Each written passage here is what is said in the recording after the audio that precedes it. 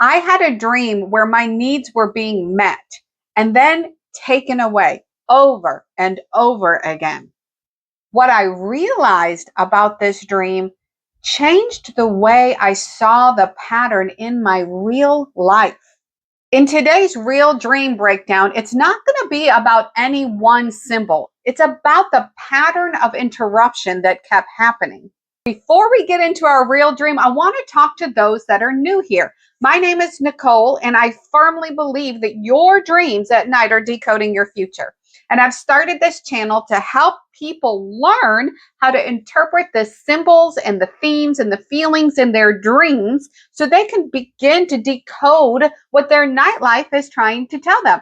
So if you like this conversation, please hit the like button and subscribe so the algorithms know that people like you like content like this, and it'll tell you when new videos come out. This dream was just from last month, and I'm going to explain to you after I tell you the dream how the symbols are breaking down and impacting my real life day to day right now. I'm living in a primitive place. I fill my plate and I'm eating. I'm so hungry. Something needs my attention and I get up to handle it. Then when I come back up, the plate is gone. I get another plate of food and I start eating it, and something else grabs my attention, possibly Liam, but it's very unclear. When I get back to the table, my food has been thrown away again, and this time I am angry. There is an old, thin, grandmother type woman with short, strawberry blonde hair. I know she did it. I call her out on it. She gives facial expressions, not of denial, but also not of taking ownership. I told her I really needed that food. I was so hungry, and she should never have thrown it away, and that she should have at least asked me first. Then, in the same primitive environment, I'm outside the living space, and a young man with a head full of curly hair is inside what I think is my living room or room space. And my grief process is being questioned. He and another nondescript female that's outside the door with me are questioning if my research is accurately guiding my grief, and I'm miffed. I say yes, but not only that, but also my lived experience. I say what I read in those books as I point inside the room to books, I guess, that are on the bed. Plus, my lived experience is proof enough that I'm handling my grief appropriately. I'm going to walk you through this dream language, especially the primitive part, because it is pretty much the key that unlocked the dream. Although I'm going to say there's actually several keys that unlocked this dream. I'm going to tell you how I kind of got it wrong at first and then walk you through what finally led me to the right discernment for this dream. Primitive is the earliest stage of development or foundational.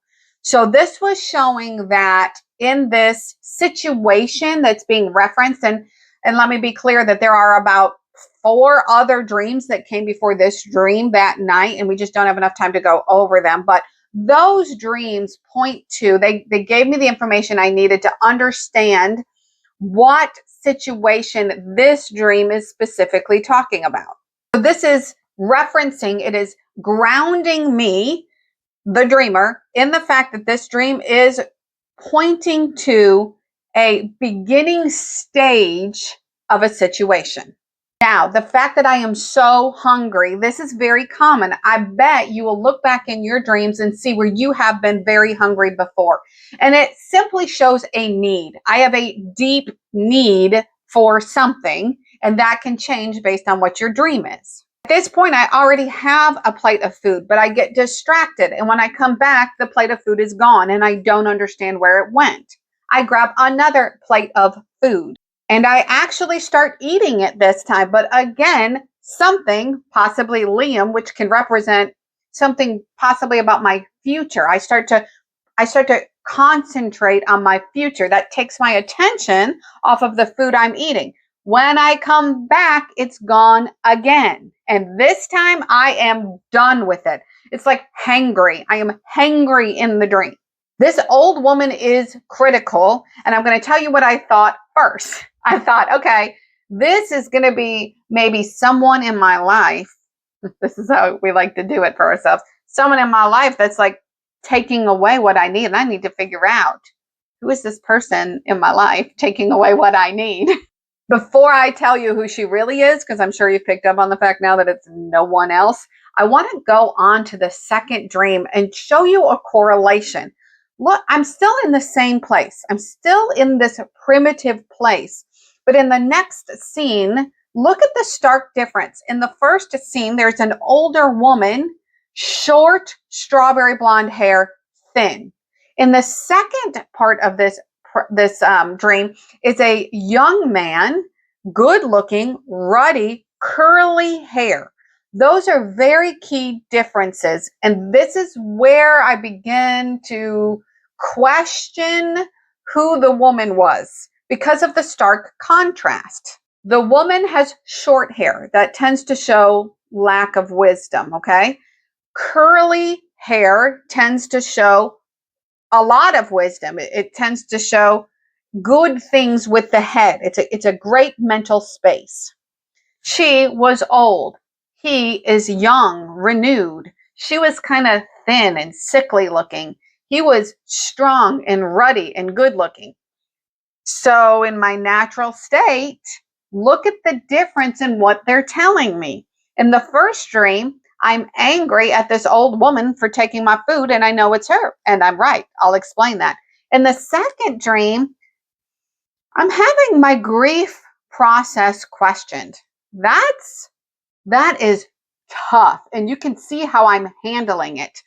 Even when I woke up, I handled it this way. I'm like, what the heck is this dream trying to tell me? Like, I'm not handling my grief properly? There's no way. I'm already offended at my own dream, okay? I couldn't ignore the symbols identified in that young man that was talking to me. They were good symbols. They were symbols of strength. They were symbols of wisdom. They were symbols of the right way to go. Now, look at the justification that I am telling this young man why my grief is okay. Two things: books and lived experience. That is very human. So, my books. Look, I've read on grief. I've looked at this. I've learned. I've done podcasts, whatever else I can come up with. I know this is an accurate way to grieve. Number one. Number two is lived experience. I've done this before. I've felt this before. I've experienced this before. In fact, over and over and over again.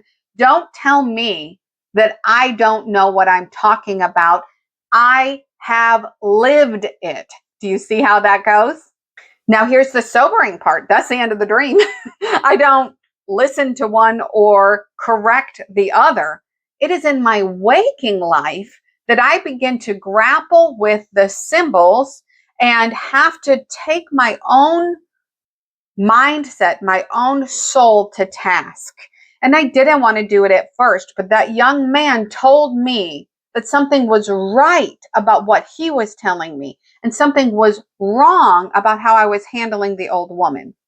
If you contrast those two characters together, the only thing I can come up with is that the old woman is an old part of me. It's not someone coming into my life taking from me. It's not some external force or enemy coming to take what is mine.